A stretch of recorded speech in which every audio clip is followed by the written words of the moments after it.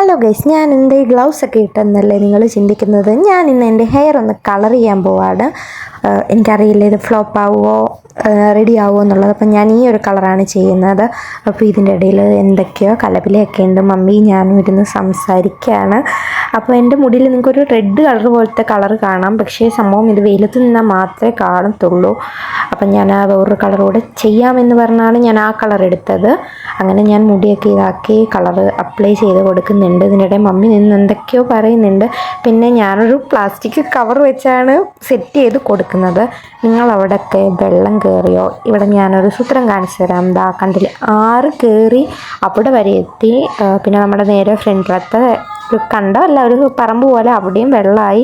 So എല്ലാവരും സേഫായിട്ടിരിക്കുക. Ice കളറും വന്നില്ല, ഒരു തേങ്ങയും വന്നില്ല, വെറുതെ പൈസ പോയി. എനിക്ക് തോന്നുന്നു ഇനി വെയിലത്ത് പോയി നിൽക്കുമ്പോൾ കളർ വരുമെന്ന് തോന്നുന്നു, എനിക്കറിയില്ല. പക്ഷെ എൻ്റെ അത് ഫ്ലോപ്പായി.